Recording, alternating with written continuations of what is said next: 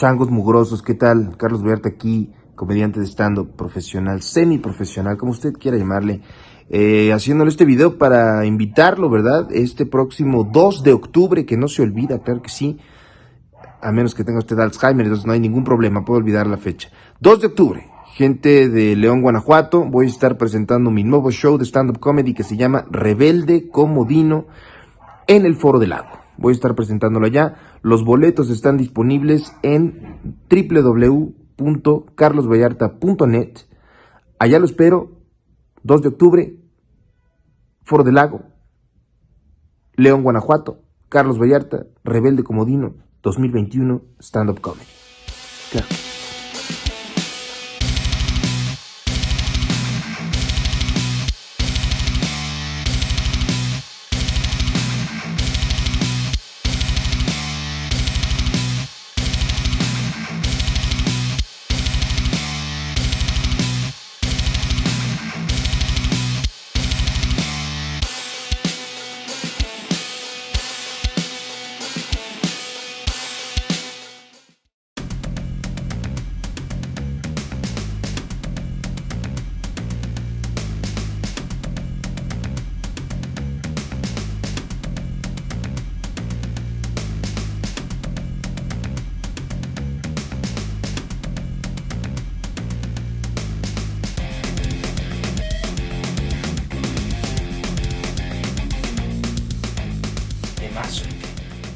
Oye, le fue muy bien a lo de Estefanía, ¿no? ¿Cuál? Lo que grabaron. O sea, vi muchas como... Es que elegimos como el pedazo correcto, porque sí estuvo muy cagado esa parte y la banda reaccionó chido. Sí, pero también, o sea, el de Marcel también, vino Marcel, nos habló del Estado Islámico y del Talibán, y también la banda, como que elegimos el pedacito correcto. Oye, ven, macho. Vente, güey. Y la banda reaccionó muy sabroso. Luego quisimos grabar sobre la despenalización, pero no hemos podido cuadrar chido con ella. Pero sí, ha estado suave. Le gusta mucho a la banda, fíjese, escuchar a los periodistas, yo creo. Usted, Estefanía, Marcel, cuando han venido, está chido, se pone suave. Sí. Es que creo que es otra forma de verlo, o sea, sí, porque pues siempre estamos como en este mood muy solemne, claro, muy y contigo igual pasa con el show, claro, se rompe esa solemnidad, esa, sí, pero sí hay periodistas que tienen miedo de eso, ¿va?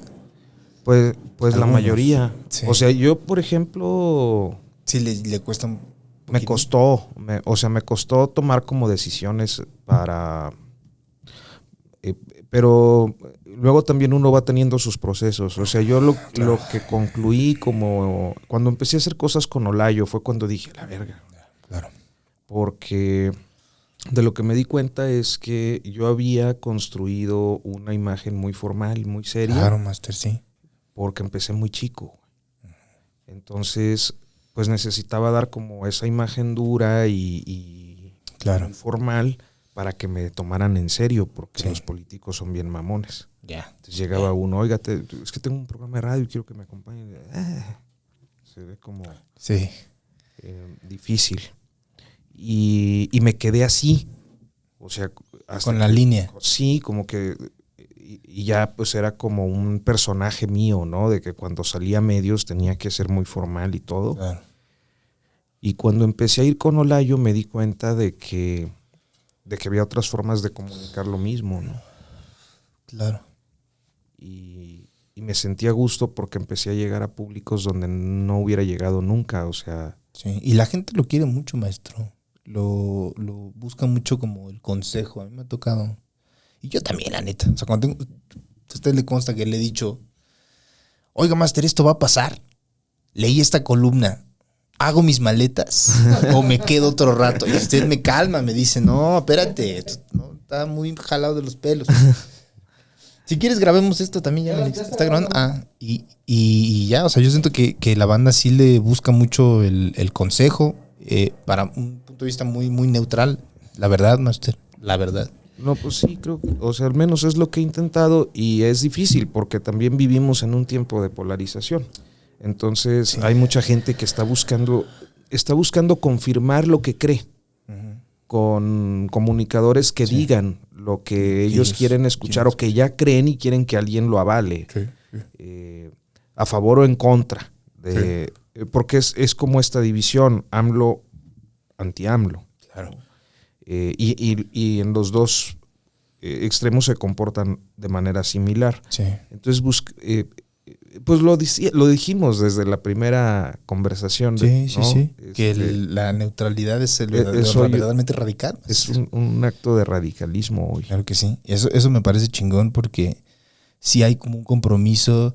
Bueno, siento yo no soy ningún experto, ¿no? Pero por lo que hemos platicado con algunos periodistas, lo que nos ha platicado Chino también, que ha trabajado en los portales de internet de sitios de información, hay mucho, se presta mucho a la nota, no sé si alarmista, pero de cierto modo rimbombante para generar clics, y eso es lo que cuenta muchas veces en algunos portales. Pues en todos, yo creo que la mayoría están buscando el clic. Claro. Y es muy difícil, porque también, ¿qué es lo que buscan las audiencias? Te impacta mucho como empresa. O sea, uno quisiera como, voy a publicar pura información chingona ahí, Claro. aunque no me vea nadie, ¿no? Lo que veo en los productos periodísticos, los de opinión son una cosa, pero los productos informativos es que han tenido que recurrir a algo que a mí no me gusta, yo no sé si lo haría, pero es buscar el clic a partir de notas sensacionalistas, claro, o de contenidos viralizables. Claro. Pero eso atiende también a que, por ejemplo, pienso en gente que yo respeto mucho como periodista, Marcela Turati, que hizo esa gran investigación que le llevó más de un año, no sé cuánto tiempo, sobre la crisis forense a partir del asunto de los migrantes de San Fernando. Okay. Y fue una investigación exhaustiva, cabroncísima, implicó muchísima data, muchas solicitudes de información, montañas de papel, litigios para poder sacar los expedientes, etcétera. Sí. Y entonces, y además escribe maravillosamente, ¿no? Es una gran cronista, Marcela. Y lo publica, y yo me acuerdo mucho ese día, cuando veo las analíticas, dices, el texto de Marcela no pintaba, y había puros escandalillos o cosas así de que papá la mata, o ¿no? Como las más leídas. Sí. Entonces es algo difícil de conciliar. Claro. O sea, ¿cómo es una crisis para los medios, ¿no? Pero también lleva mucho tiempo, nomás porque, o sea, por ejemplo, en el metro, desde que yo soy niño, me acuerdo que la primera portada es lo balacean en Tepito. De este tipo, o sea, la nota roja, el morbo. Sí, la realidad es esa. Los lectores de noticias masivos han sido siempre proclives a las secciones policíaca y deportiva. Claro. A veces espectáculos. Sí. Pero policíaca, deportiva son, pues sí, son las búsquedas permanentes de noticia, Master. ¿A qué será, Master? ¿A qué se deberá? Que la gente no quiere lidiar con una realidad tan horrible. No sé, en un caso creo que es el morbo, ¿no? Hay un morbo por la tragedia. Claro. La tragedia que ocurre normalmente en la fuente policíaca. Siempre son asesinatos, conflictos, desastres, encarcelamientos, agresiones, cosas, algunas muy sangrientas, pero tampoco es como privativo del sector periodístico, pues.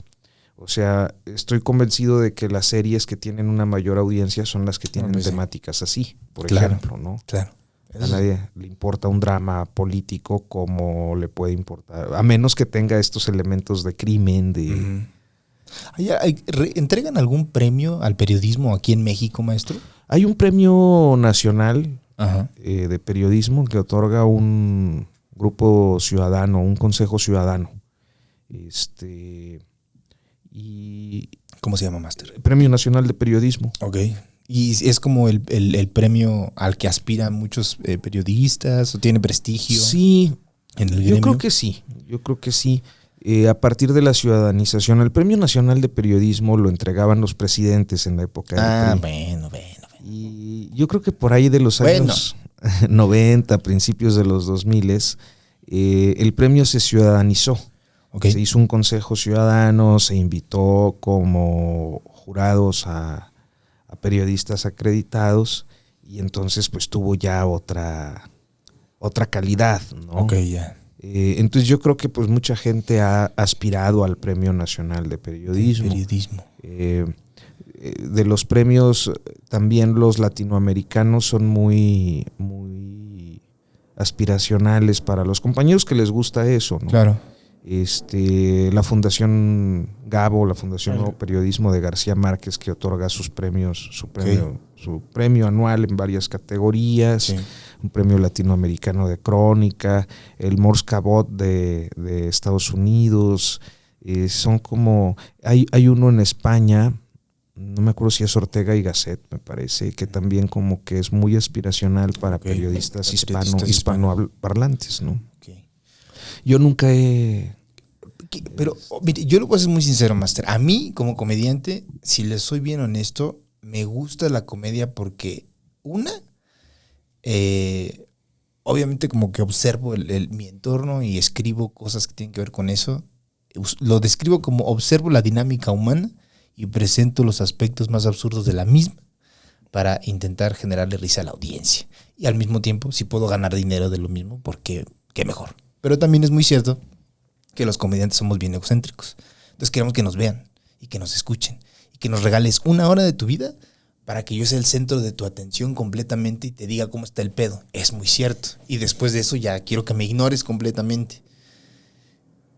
A usted o a los periodistas, porque Jonás, que estudió periodismo, cuando me comentaba yo decía, pero ¿qué les motiva? ¿Por qué quieren estudiar periodismo? Hay un compromiso con la verdad, intentar entender qué hay detrás de todos estos bloques o muros que pone el contexto nacional detrás de una historia, saber cuál es la realidad.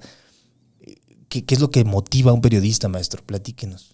Pues yo creo que es muy similar y hay distintas, es decir, es muy difícil como establecer una generalización porque hay quienes han encontrado en el periodismo una posibilidad de convertirse en actores de poder, o sea, ser un periodista destacado, Claro.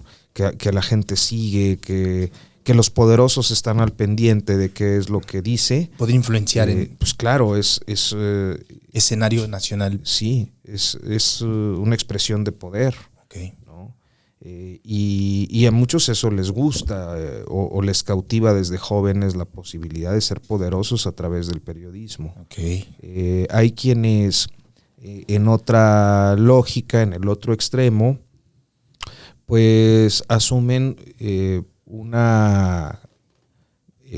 yo lo pensaría así.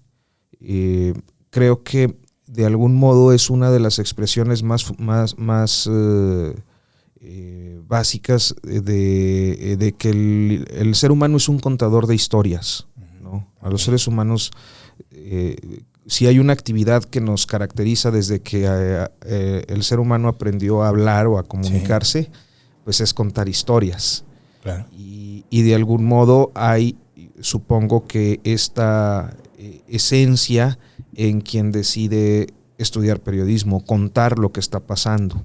Como parte de yo lo entendería como el contar historias como parte de la industria del entretenimiento. ¿El periodismo es parte de la industria del entretenimiento, máster, o no? Sí lo es en buena medida, pero también creo que es algo más intrínseco al ser humano. O sea, también puede verse así, como aquel que decide ser cuentista o ser escritor, ¿no?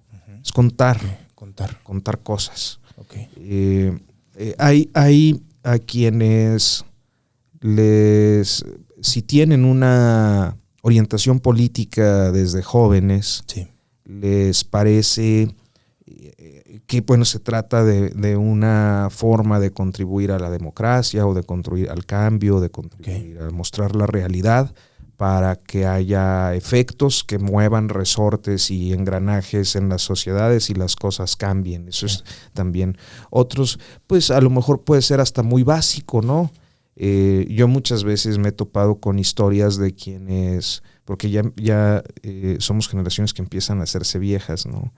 Generaciones como la mía todavía, que tenían en algún momento el conocimiento de algunos periodistas legendarios que decías, y hay muchos, ¿no?, que decían yo quiero ser como Julio Scherer, o la siguiente generación que decía yo quiero ser como Carmen Aristegui, porque me gusta mucho lo que hace, porque la admiro o lo que sea, y por eso tomas esa decisión. O sea, es como seguir un ejemplo, tratar de alcanzar un ideal, ¿no? Sí.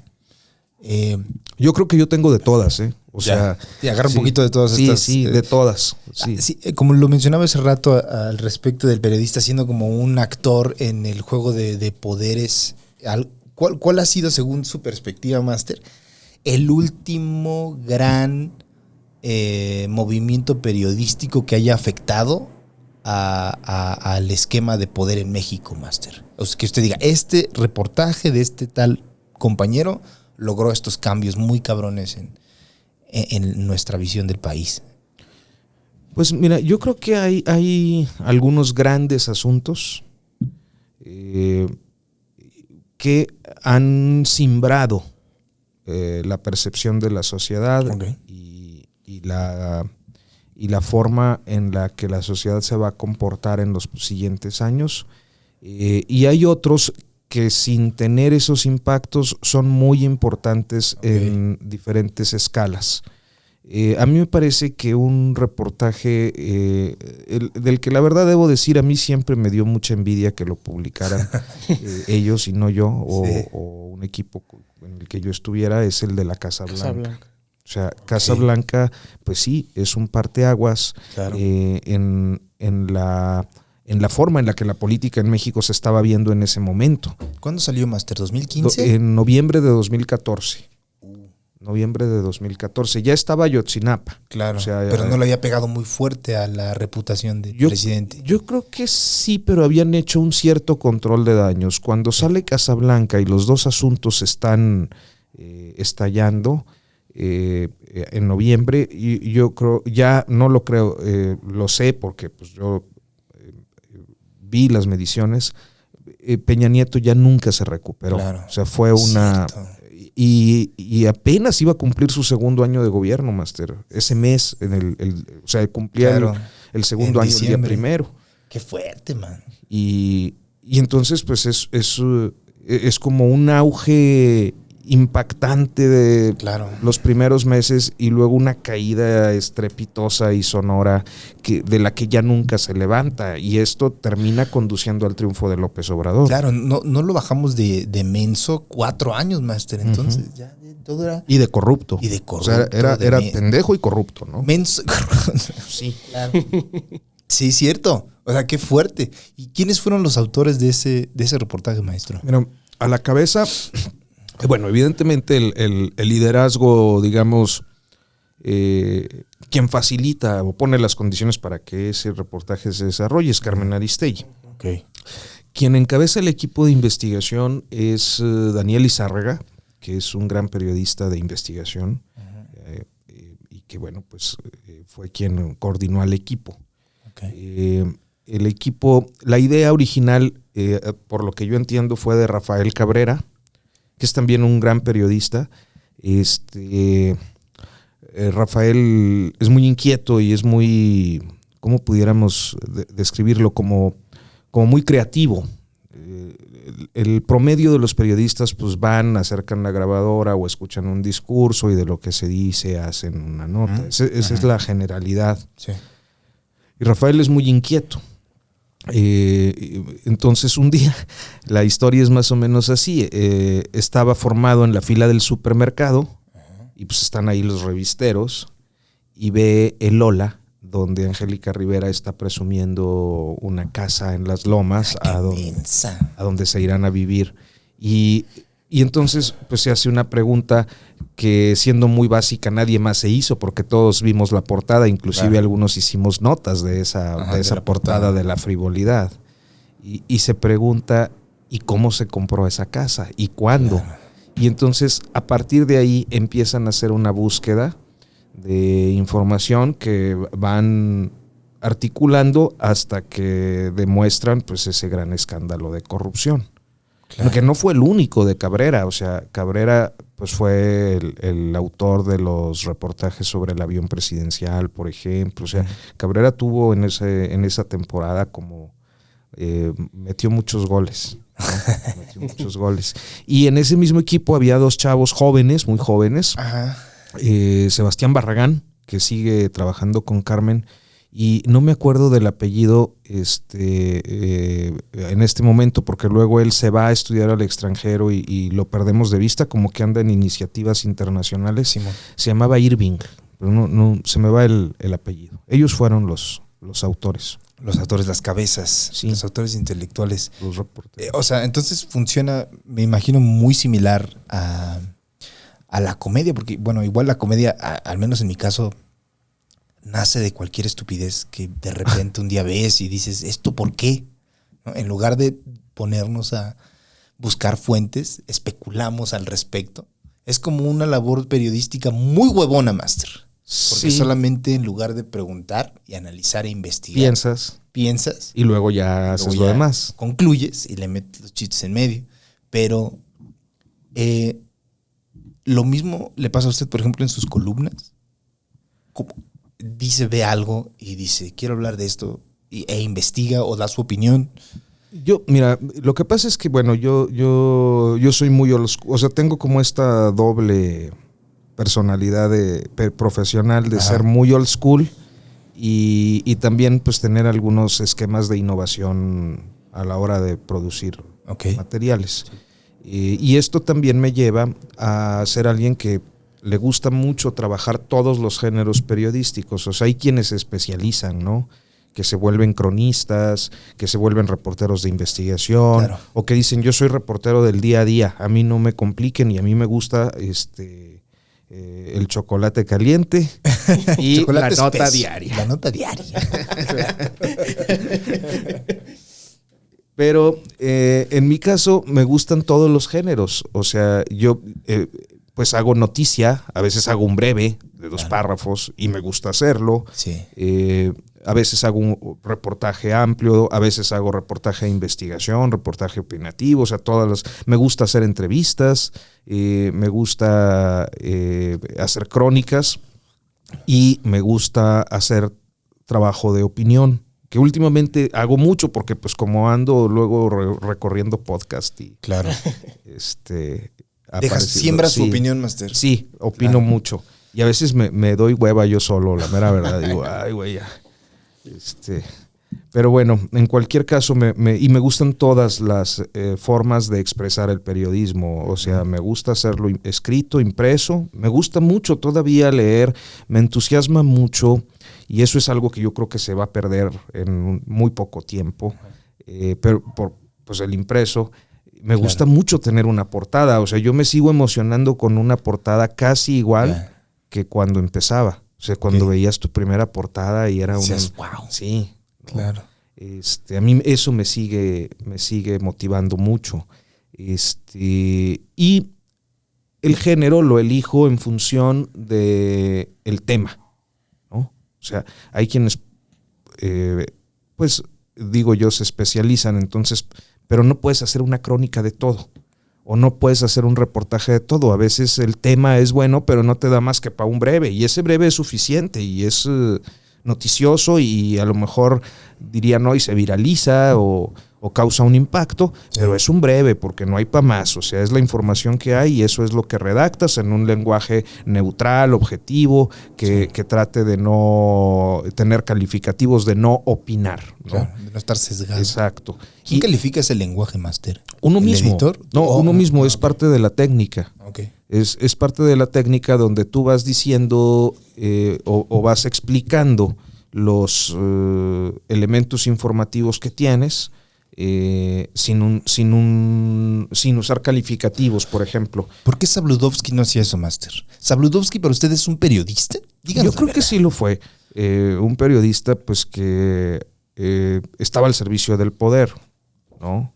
Que ahora estar al servicio del poder parece ser bien visto, porque el poder le simpatiza a mucha gente. Claro. Pero, En ese entonces... pero nunca el periodista debe estar al servicio del poder. Ok. O sea, el periodista debe informar. Sí, sea lo que sea. Sí.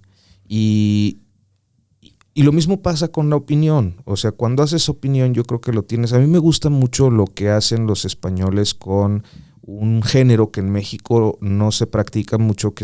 Bueno, yo trato de implementarlo en mis columnas, Ujú. El Heraldo, por ejemplo. Se trata de un género en el que ellos le dicen análisis y que es explicar a partir de información situaciones. Porque a veces uno como lector de noticias o como consumidor de noticias, pues tú ves algo y dices, pero ¿por qué? O sea,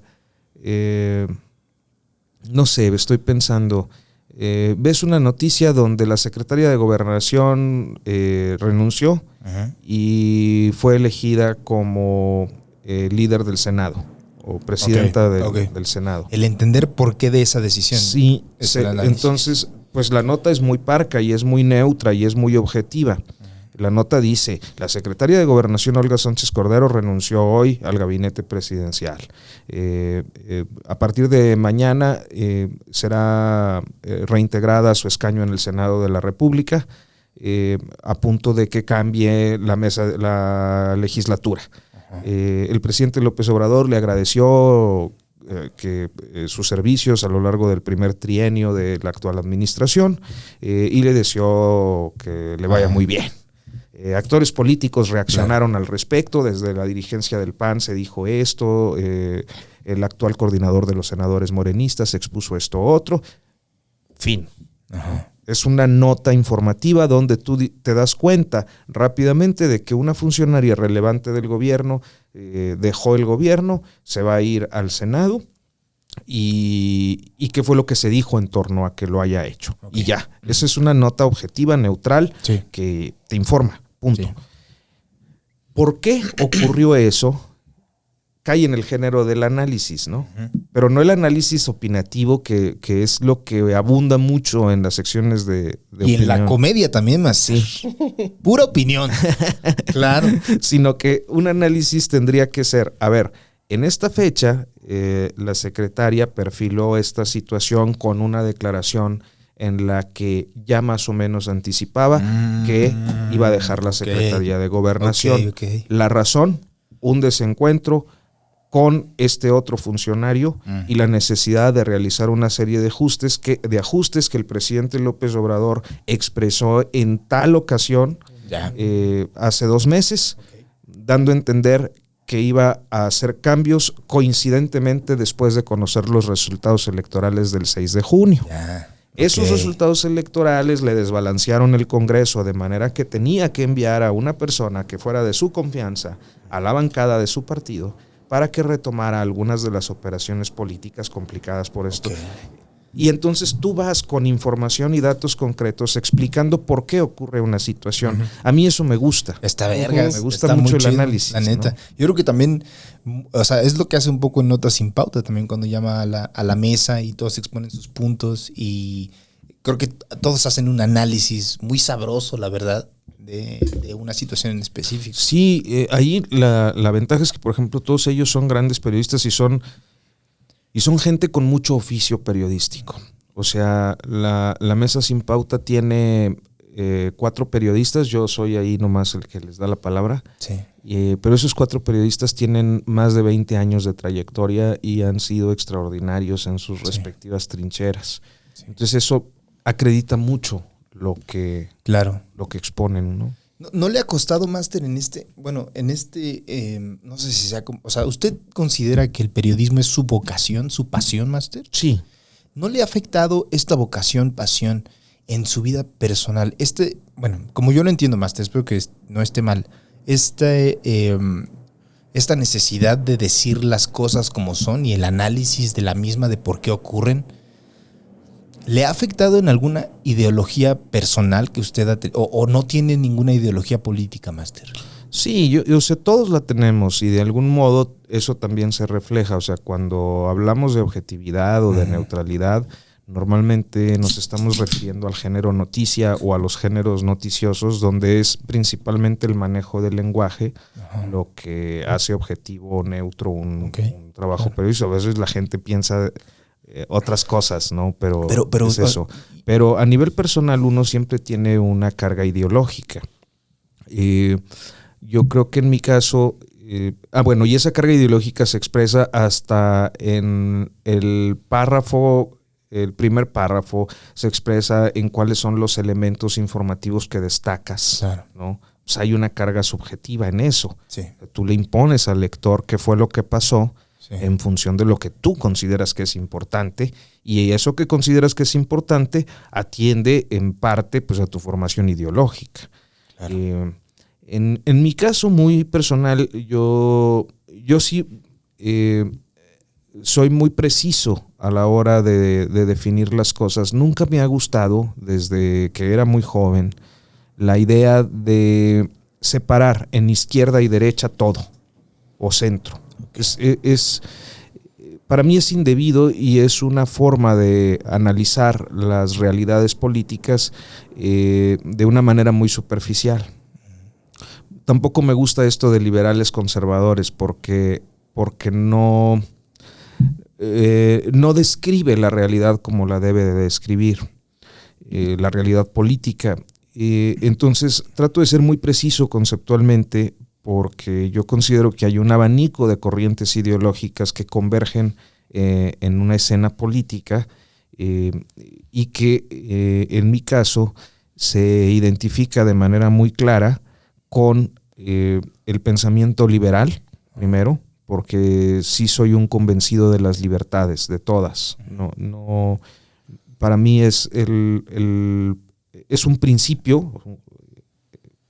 La libertad es principio, ¿no? Y esto lo digo en el sentido, ¿cómo pudiéramos expresarlo? Pues en el sentido conceptual de lo que es un principio, que es un inicio, que es un comienzo, que es un punto de partida, desde el que tú construyes toda tu visión del mundo. Y yo creo que para mí la libertad es eso, es claro, fundamental, es un fundamento de todo lo demás. Y también me considero socialista. Y dos corrientes ideológicas aparentemente inconciliables, porque el socialismo tiene como principio, como esencia, el principio de igualdad. Okay. Entonces, pero yo creo que sí son conciliables. O sea, yo creo que no. Los filósofos, sobre todo la escuela de Turín, encabezada por Norberto Bobbio, pues dejaron muy claro cómo estas dos corrientes pueden conciliarse y puedes construir esquemas igualitarios con libertades garantizadas, que siempre van a ser una aspiración, porque las ideas políticas nunca son perfectas, siempre, y cuando se convierten en sistemas, las ideas, pues tampoco siempre habrá imperfecciones, claro, y siempre serán perfectibles o serán defectuosas o en cualquier caso son incompletas. Pero entonces yo consideraría que soy eso, un liberal socialista. Hay como una especie de desviación o como que se desvirtúa muchísimo la idea una vez que se implementa como sistema político, es lo que yo creo. Y muchas veces en mi caso en específico pasé mi juventud, todavía estoy joven, más, tengo 30, voy a cumplir 31, pero mis años formativos e ideológicos, que estamos hablando 17, 18 años, igual también yo mismo me consideraba no socialista, sino marxista, leninista, ¿no? De una posición dura y rígida. Conforme fue pasando el tiempo, creo que me desencanté muchísimo con esa idea, Máster. La idea de que las ideas, valga la redundancia, se desvirtúan cuando se convierten en sistemas. Y dejé de tener ideas, y dejé de tener opiniones, y dejé de tener posturas, porque no siento que valgan la pena porque por más ideas que tengas, una vez que se implementan, no siento que cumplan todo lo que tú inicialmente creíste que podían cumplir. Entonces me volví bastante muy decepcionado de la idea de tener ideas para implementar políticamente, que también creo que es válido. O sea, siento que estamos viviendo en una sociedad en la que queremos que todo el mundo tenga una postura, que todo el mundo tenga algo que decir y qué opinas al respecto y te vas a pronunciar, porque también es muy válido decir no quiero. El problema de la política, decía justamente Norberto Bobbio, es el problema del poder. Y yo creo que cuando hablamos de política siempre hablamos de cómo se construyen o cómo se traducen las ideas en instituciones, por ejemplo. Claro, sí. Cómo se traducen las ideas en derechos, cómo se traduce y luego cómo se implementan estos Claro, derechos, sí. etcétera. Y el problema de las ideas políticas y de la implementación de las ideas políticas siempre va a ser que tienen un factor que es imposible eliminar en una organización estatal, en un estado, ¿no? en un ámbito humano, Claro. que es el poder. Y yo creo que el complemento de esta, siempre son espacios de poder, donde se va a ejercer el poder de algún modo. Sí. Entonces, lo que creo es que el añadido a este fraseo del problema de la política es el problema del poder, es que el poder siempre corrompe. Uh-huh.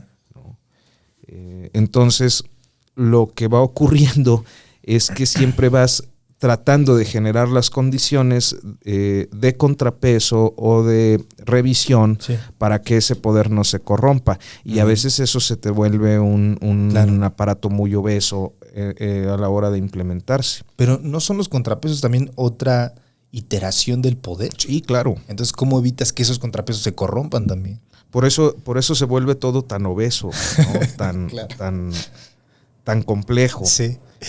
Yo creo que ese es uno de los temas, por ejemplo, de López Obrador, que López Obrador tiene la cuestión de que trata siempre de expresar sus ideas y análisis políticos de manera muy clara para que lo entienda el mayor número de personas. Uh-huh. Y eso le hace mucho ruido, especialmente a quienes tienen una formación política muy profunda, inclusive podríamos decir elitista, en el sentido de que pues todos estos politólogos que van y estudian en el extranjero y economistas y tal, que de repente escuchan sus dichos, se escandalizan, ¿no? Mira, lo que yo creo es que hay un tema con el presidente López Obrador donde siempre le molestan mucho los organismos que sirven para el contrapeso. Sí. Y le molestan básicamente porque creo, y lo creo genuinamente, que más bien creo que genuinamente le parece que gastan mucho dinero. Uh-huh. Y que ese dinero se puede usar para otras cosas. Uh-huh. Entonces, por ejemplo, tú dices, ¿por qué existe un organismo electoral autónomo?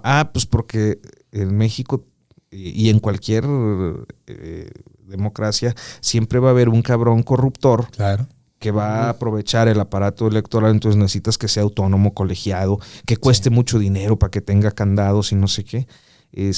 O más bien que tenga candados que cuestan mucho dinero y sistemas, etcétera, y una credencial para votar. No sé cuántos, no sé si la has visto, pero tiene ya es chingo un de madral cosas, de candados, claro. Y marca de agua y esto, y un holograma y no sé qué. Sí. Y todo eso cuesta, ¿no? Entonces, como que dice el presidente, pues, ¿por qué no podemos ser honestos? Pues no, güey. No. O sea, yo sé que, pues sí, tienes razón, cuesta un chingo, sí. Se manchan, cabrón. Pero pues, la verdad es que no. Pero lo mismo ocurre con otros ámbitos, ¿no? El Instituto de Transparencia. ¿Por qué existe el Instituto de Transparencia? Pues para garantizar que des la información, porque si no te haces pendejo, ¿no? Sí. Sobre todo cuando hay algo que tapar. ¿Por qué no una comisión de competencia económica? Pues porque, pues que compitan, ¿no? O sea, pues sí, pero es que si no se monopoliza. Claro. Ese tipo de situaciones le molestan, entonces, pero son creadas precisamente para contrapesar, Sí. ¿no? Pero también pueden caer en el Claro. juego de la corrupción, ¿no? Sí, claro, como todos. Creo que eso mucho también él lo tiene en la mente, justo para denostar a estas instituciones y poner un poquito lo que quiere decir o cómo lo entiende él. En gastan un chingo de dinero, la consulta costó un putero, no le hicieron la promoción adecuada, que lo entiendo también, porque cuando luego tengo un show yo, Master, de stand-up y no le hacen la promoción adecuada, Sí, hijos se de encabrona puta, uno, se ¿no? emputa, claro, Sí. Master. Pero también creo que del otro lado es muy complicado, o sea, en este poner y quitar, no sé, responsabilidades a una institución para que funcione la ideología de la Revolución Mexicana que fue hace 100 años. Digo, ay, ya, güey. O sea, de verdad, Master, por más inmenso que suene, yo digo, Mira, ya, la verga. La otra parte está en que a mí me parece, y lo percibo mucho en Twitter. De hecho, yo ya como que Twitter lo he dejado cada vez más suelto. Muchos de mis mensajes, a veces hasta algunos que me han costado trolizas, no los hago yo. Ajá. Pues hay una agencia que pues está encargada de llevarme algunos, Órale. sobre todo para mover algunos artículos o trabajos de notas sin pauta o de lo que hago en diferentes medios de comunicación, etcétera. Y yo eventualmente pues me trepo ahí alguna polémica con un tuit o me burlo de algo o hago encabronar a la gente o lo que sea. Es como parte de una cierta normalidad, pero no lo uso tanto. Sí. Porque ¿qué es lo que percibo yo en Twitter? En Twitter siento que pareciera que es una red endogámica donde un cierto círculo rojo de políticos, gente de la farándula, que les interesa la política, gente del periodismo, intelectuales, académicos, ONGeros, Sí. se están hablando entre ellos. ¿No? Y dictan la agenda de Ajá. Twitter. O sea, yo veía, por ejemplo, las veces que esta semana, que es la semana del grito, ¿no? Sí. Se convirtió en trending topic alguna expresión denostativa sobre Díaz-Canel, que fue invitado a la ceremonia de independencia y que motivó que un sector de la clase política opositora estuviera cuestionando al gobierno por invitar a quien pues es considerado un dictador en Cuba, de acuerdo a... Sí, pues sí es, ¿no? Y en cualquier caso, independientemente de lo que uno pueda pensar o no, Sí. bueno, sí es dictador, pero es su sistema y los cubanos lo quieren y el bloqueo económico y Estados Unidos es ojete y si todo, pues sí, todo puedes pensar todo y es cierto. Lo que creo es que al grueso de la población no le importa. Sí. O sea, honestamente yo no veo a las personas en el mercado preocupadas porque comprando el tomate y ay, es que va a venir Díaz-Canel. Pues les vale madre, ¿no? Son como discusiones así Sí. de círculo rojo Sí, sí, sí. y no me gusta. A veces veo, pues no tengo tantos seguidores, ¿no? En Twitter, por ejemplo, o en ninguna, pero no tengo tantos seguidores y entonces alguien te pone, ¿y a quién le importa lo que digas si tienes 3 seguidores, no? Bueno, pues si mi calidad la mides por seguidores, pues sí, estoy jodido. Claro, ¿no? claro. Es como, son conversaciones muy... Sí, siento que también, o sea, Sí. eso que menciona de el círculo rojo, Sí, siento que se presta mucho a la... Pues es que no sé si sea polarización o qué, pero nada más es una opinión que impera en ese círculo, ¿no? sí. Y todo el que diga lo contrario es porque es esto y esto y esto. Y en Twitter nunca hay alternativa a una tercera vía. Solo es o eres o no eres. Y a la verga. Y me da mucha risa porque, o sea, en algunos videos que hemos hecho de Status Culo, como que agarraba el pedacito para promocionar el episodio y algunos... Hay uno que tiene muchas reproducciones en Facebook y a la fecha, Master, esto fue, no sé, creo que por ahí de mayo, a la fecha siguen comentando porque digo cosas de la 4T y que por qué apoyas aire y la verga. Entonces me siguen chingando con eso, pero al mismo tiempo luego encuentro en Twitter gente que dice que yo apoyo a la 4T. Entonces como que ya la misma banda no tiene la menor idea de cuál es tu punto de vista, porque una vez dijiste esto y en lugar de buscar el contexto de quién eres, nomás te juzgan por lo que dijiste. Carlos Vallarta es del Yunque. Es del Yunque. Estamos a nada más de llegar a esa declaración. Promotor del partido Vox. Sí, panista y lo que diga, Master. Es una constante... te señalan por algo, ¿no? Y repito, el internet nunca está para el contexto. Aunque tienes todo el contexto de la humanidad en internet, el internet no contextualiza jamás. A mí me da mucha risa que, me da mucha risa Ricky O'Farrill siempre, Sí. pero en general, pero me da mucha risa que dice Carlos Vallarta estandopero de izquierda, ¿no? Claro. Es como... El comediante de izquierda. comediante Sí. de izquierda. Que de cierto modo sí, Pues pero sí. también en lo que usted decía hace rato, Master, de encasillar todo en Pues izquierda. ¿cuál derecha. izquierda, no? Porque, pues, también la propia izquierda no se pone de acuerdo. No, ni cuál la izquierda. derecha, no, Master. No, tampoco. Si acaso se ponen de acuerdo en quién odiar en la derecha. Si acaso. O a quien subir al trono, o lo que sea. Pero las izquierdas son de origen muy facciosas, peleoneras. Siempre han peleado todo el sí, tiempo, Master. siempre se rompen su madre. A mí me llama mucho la atención. Es que Sí. me cuesta todavía mucho, Master, decir me mama. No sé Dígalo, si me Master. explique. A mí me pasó al Sí, principio. sí. Y hasta que cedí. Y ya dije, me mama. Me mama. Dígalo, Master. No termino de asimilar la expresión. expresión tal cual, Entonces sí. busco alguna fórmula de... Un sinónimo. Sí, para verbalizar que algo Le fascina, Master. Le te encanta. causa placer. ¿No? En este caso, las discusiones que dicen, no te juntes con ese güey, es trosco. No mames, güey. Yo crecí como muy despojado de estas Sí. pugnas ideológicas. Pues todos, o sea, eso fue hace 100 años. Sí, bueno, pues todo en los 70s, ¿no? Dices, órale, hace 40, Pero o sea, Trotsky 50 se años. definió hace Sí. 100 años. O sea, ¿de dónde vienen esas? Son putas los pláticas? troscos. No, es que los anarquistas siempre se han puesto del lado del fascismo, ¿no? No. Sí, porque en la Unión Soviética en el 18 es... Bueno, pero eso fue hace 100 años. Justo. O sea, Pero no, bueno. no puedes definir esos pinches movimientos si no han existido ya. O sea, creo que la definición que tenemos, no sé, Master, de muchas de esas ideologías vienen del siglo XX, que ahorita Sí. es pues, anacrónico completamente. Entonces, no sé hasta qué punto faciliten la discusión. No la facilitan porque no permite entender, Master. Mire, el asunto de que uno piense en un abanico de opciones ideológicas nos permite observar que en ese abanico hay comunes denominadores. O sea, si pensáramos, por ejemplo, por poner alguna lista de que seguramente es mucho más grande, pero si pensáramos que hay, además están estas fusiones, ¿no? Democracia social, neoliberalismo. Pensamos en tercera vía, ¿no? Que es esta otra corriente.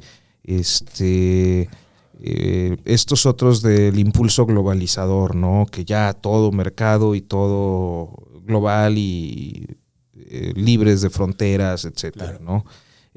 Si pensamos en nacionalismos con determinadas características, entonces tenemos como un abanico, ¿no? Liberales puros, socialistas puros o lo que sea, y radicales en los dos ámbitos, en los dos, digamos, si ponemos un espectro en los dos extremos, lo que vamos a encontrar es que casi todas estas corrientes tienen comunes denominadores. O sea, es muy difícil que una corriente ideológica, por Claro. ejemplo, se oponga a los derechos humanos, ¿no? O sea, pues no le conviene. A lo mejor va a haber algunos derechos humanos de los llamados de nueva generación que a una de estas corrientes le hace ruido. A los democristianos, por ejemplo. Sí. Les dices, aborto, ¡ay, no! Claro. El diablo. Hay que matar a las mamás. Sí. Porque a ya no los- sirven. No a los bebés. No, Que a no las son mamás. Pero si abortan, hay que matarlas porque ya no sirven. Claro. ¿no? Ese es como de alguna manera ese pensamiento llevado al extremo del sermón de un padrecito de mi natal Coahuila, donde por cierto vas a estar en el mes de próximamente noviembre. Torreón, así ¿Y es. Saltillo? Y Saltillo, así es. No recuerdo las fechas, pero Carlos Vallarta, www.carlosvallarta.net, cheque las fechas, claro que sí. Voy a ir al show Master, en Saltillo. abra el show usted, Master. Voy a ir y a diferencia de Coco Celis, que no prendió el asador en Cuernavaca, No, Master. voy a prender Uf. el Weber, Master. Qué belleza, maestro. Uf.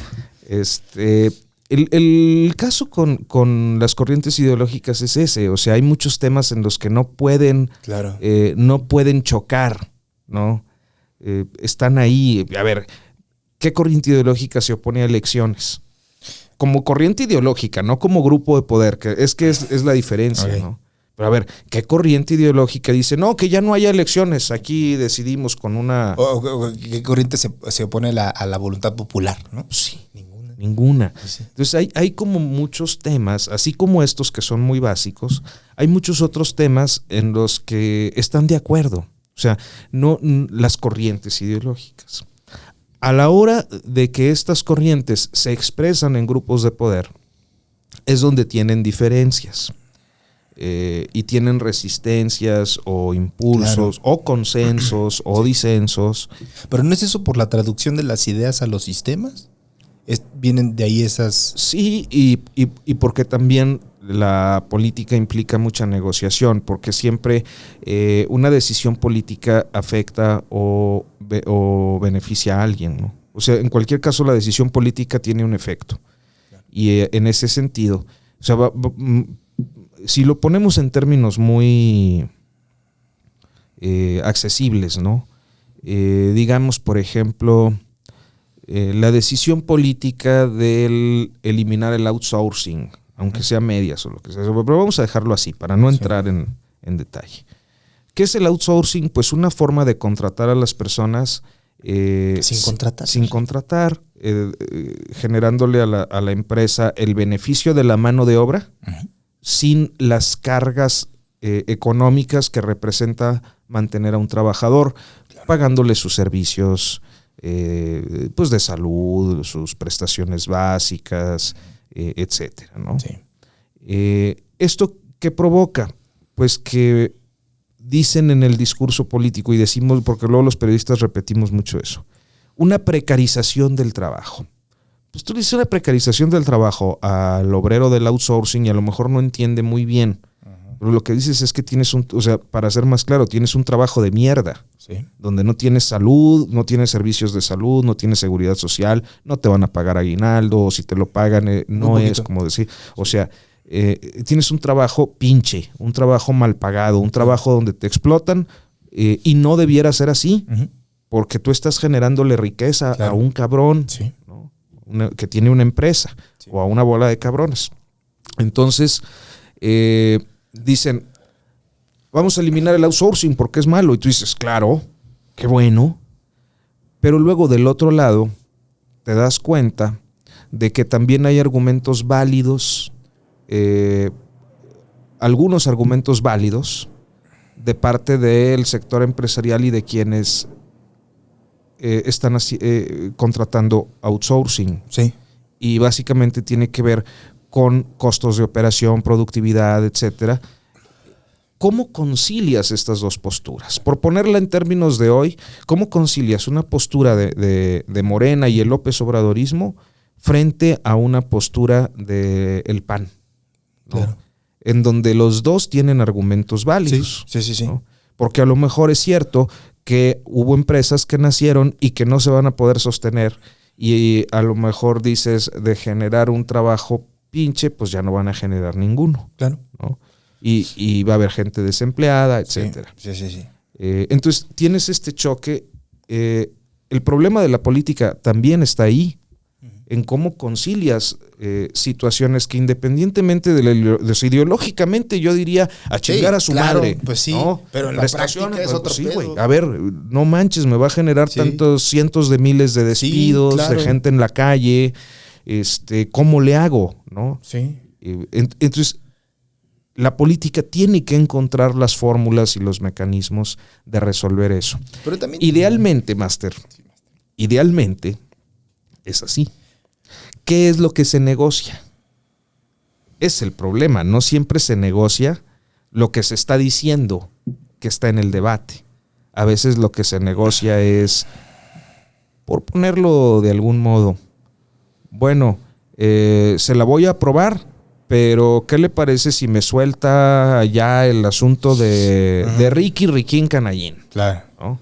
déjelo. Déjelo en paz y ya, le aprobamos. Entonces lo que negociaron en la política, los políticos, Sí. no fue, digo, no estoy diciendo que esto haya ocurrido, estoy hablando en todo de un supuesto, Es un para supuesto, ser maestro. muy claro. Claro. Lo que negociaron no fue la mejor forma de resolver una problemática compleja que nos afecta, sino que negociaron conforme a los intereses de los grupos políticos. Yo creo que ahí es donde siempre está la cuestión de cómo se pervierten las ideas. Sí. No es que todas las ideas sean malas, seguramente todas las corrientes ideológicas tienen algún planteamiento positivo, ¿no? Sí. Yo en ese aspecto me molesta mucho ese que es casi como un requerimiento, un requisito de la política, que es justamente la negociación, que yo no lo había visto así hasta que platicamos acá justo de eso, de que es negociar, ¿no? Llegar a acuerdos.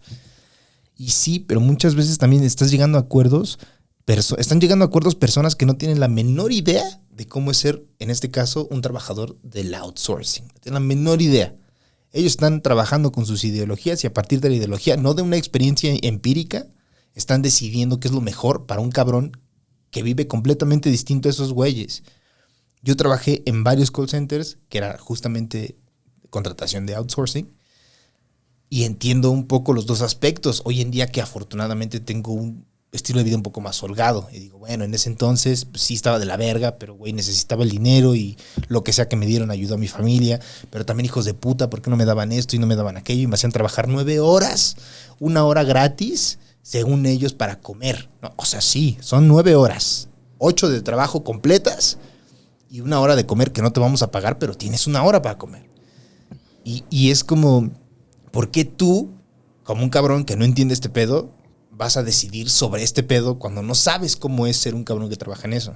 Eso es lo que no me enoja mucho de la política, la negociación. Cuando no entiendes nada, güey. O sea, tienes una idea de algo, pero no entiendes, no lo has vivido. ¿Sabes qué? A mí me causa mucha frustración, Master, que a veces yo puedo entender, no porque lo justifique, sino porque entiendo cuáles son sus procesos políticos, mentales, de intereses, ¿no? ¿Por qué? Pues porque a lo mejor hay un financiero que es el que les apoyó para la campaña y le interesa, entonces usted me va a defender esta decisión independiente. O sea, hay muchos intereses en juego en todo esto, pero a mí lo que me desespera mucho, me frustra mucho a veces, es que hay mucha gente. El otro día puse un tweet que como todo tiende a ser diciendo que hablando de la gente común que defiende a los bancos. Ahora con esto de la corrección política, pues, o sea, tampoco es que decir persona común sea algo peyorativo. Hay sistemas, claro. El sistema gringo, por ejemplo, pues es la common law, ¿no? El sistema jurídico gringo o anglosajón, pues, británico y de todas las colonias o excolonias, mejor dicho, del Imperio Británico, pues es el common law, la ley común. De los comunes, ¿no? Claro. Porque son los comunes, pues los ciudadanos que son comunes, ¿no? Sí. Y bueno, cuando hablo de personas comunes que defienden a la banca, por ejemplo, ¿no? Ahora que se cayó la app de Bancomer y que no jalaban los cajeros y que todo el mundo estaba haciendo berrinche, porque incluido yo, no podíamos tener disposición de nuestros dineros de por sí exiguos.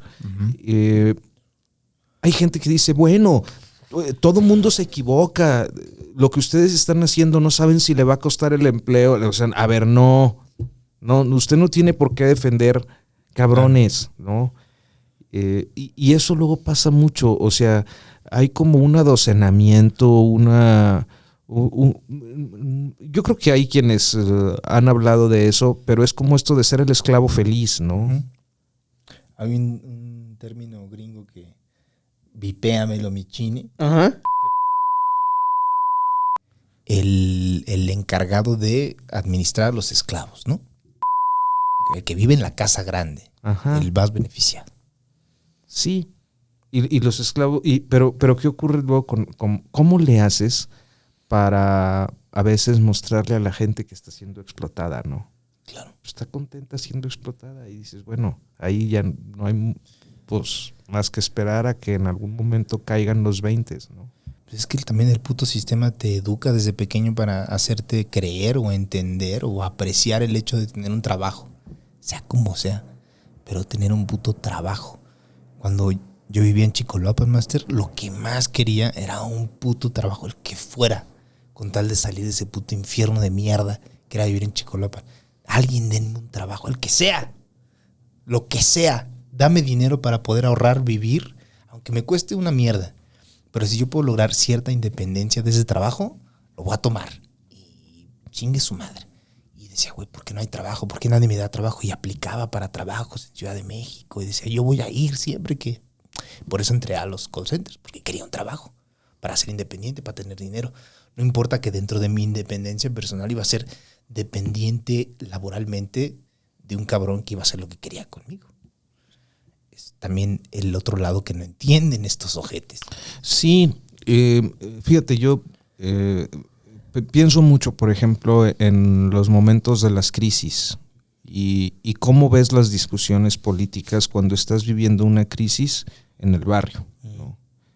O sea, lo que los políticos están diciendo, la roqueseñal Claro. o la forma en la que ellos están discutiendo las soluciones para la crisis que ellos provocaron, Claro, sí. No tiene nada que ver con el hecho. Estoy pensando en el 94, 95, Sí. Master, que era uno de nuestros temas. Claro. Y creo que seguirá siendo uno de nuestros temas en agenda, Pendientes. a menos que decidas otra cosa.